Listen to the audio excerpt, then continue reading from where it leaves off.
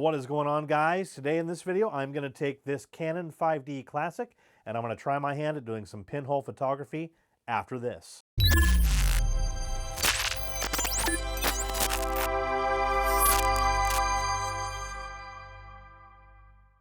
What is up, everybody? My name is Nelson, and on this channel I do technology and photography tips, tricks, and tutorials. I have a lot of awesome content coming up in the future, so if you're new here, please consider subscribing. All right, guys, what is a photographer to do when you're on quarantine and you can't get out to all of those cool places you want to go shoot at? Well, you find things to do around the house. I've always wondered about pinhole photography, and I figure since I've got this Canon laying around and I don't have any lenses for it, why not try my hand at doing it? So, want to talk a little bit quickly about the method here. I've seen some people who have taken their body caps and have drilled a hole through it. I'm not interested in ruining one of my body caps, so I figured, why can't I just use some tape? And what I have here is gaff tape, and I'm going to be using this. And the reason I'm going to be using this is that gaff tape, unlike tapes like duct tape, typically do not leave any residue behind. And so I'm going to be taking this and I'm going to be taping it over the flange of the camera. Now, you could potentially get away with using masking tape. It's just that whatever tape you use, you're going to want to make sure that the only light coming into the camera is going to be through the pinhole. And I think this tape is going to fit the bill. All right, so let's tape this bad boy up. So I'm going to remove the body cap here. Now, this gaff tape that I'm using here isn't quite wide enough to fit all the way over the flange with one piece. So I'm going to start at the top here, and I'm going to try to stretch it as tightly as I can.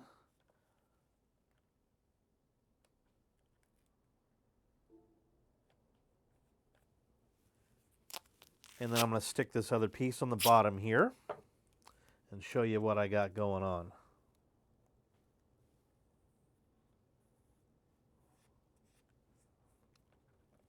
I make sure to press down all of the edges here so I don't have any light bleed. So check this out.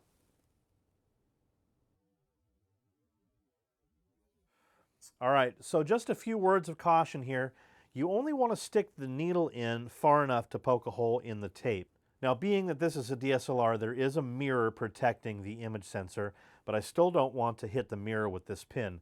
If you're using a mirrorless camera, the distance between the image sensor and the flange is shorter than on a DSLR, so you really have to be very careful not to hit your image sensor with this pin. All right, so now I'm going to take this pin that I borrowed from my wife and I'm going to stick it right in the dead center, or nearly as close to the dead center as I possibly can. And I'm just going to put a little pin prick in here.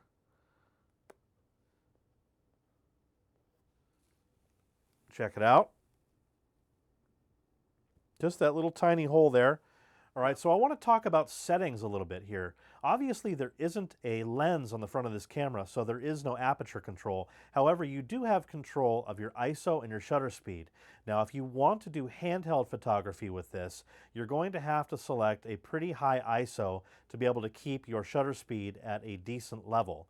Now, on this particular camera, the 5D Classic, I believe it has a maximum ISO of 1600, so you're not going to be able to take this one very high. Also, on the Canon 5D Classic, 1600 is pretty noisy. So on a more modern DSLR, you're going to be able to take your ISO higher and you're going to have it be less noisy. Also, another bad thing about the 5D Classic, there is no live view at all, so I can't see exactly what the exposure is going to be, and looking through the optical viewfinder I believe to be pretty problematic on this camera. So on a future video, I'm going to take a mirrorless camera, and the live view on that should make composing my shots and seeing what my exposure is a lot easier. All right, well, I'm going to take this thing outside, take a couple of snaps with it. I don't expect any of these shots to be in focus. I kind of expect these to be pretty dreamy, kind of old-timey shots. But I think that's kind of the appeal of this. I think it's going to be fun. So I will bring those images back into Lightroom and I will show them to you when I return.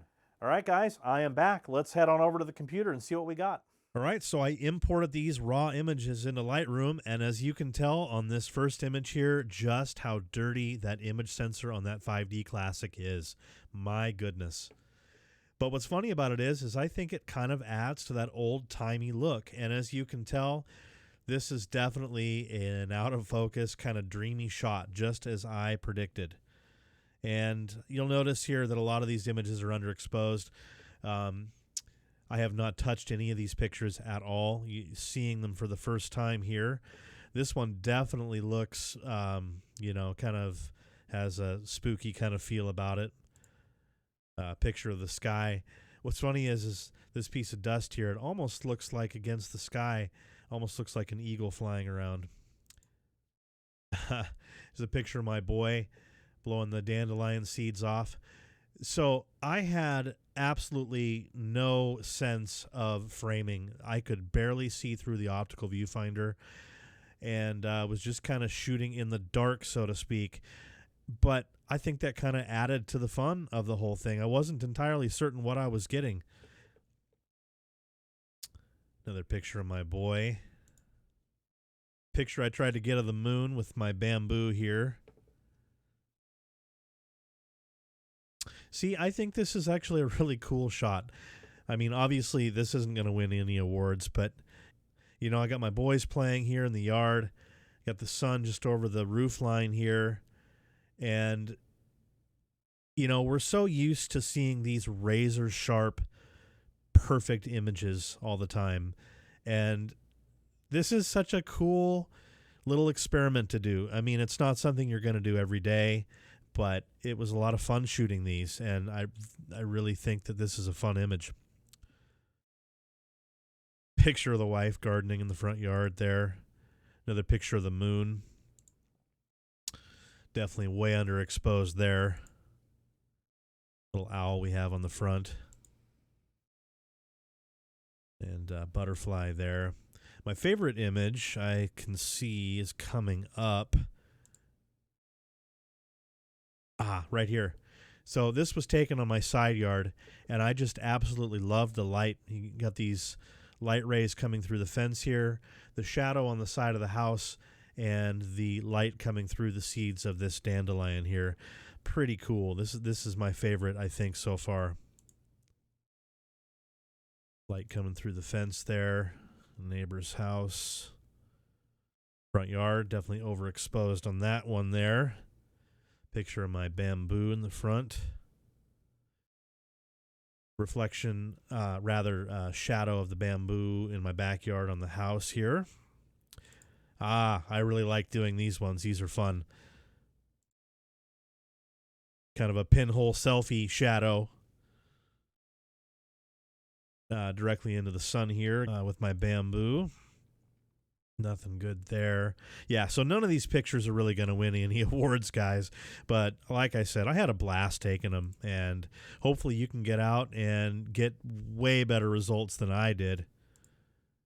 The picture of my daughter here. She was out with her little camera shooting. Oh, I like that picture. That one's sweet. Now that's a pretty cool shot right there. Super cool. I like this one. So this one and my dandelion are my favorites so far. And not much going on there, but the sky. Same there.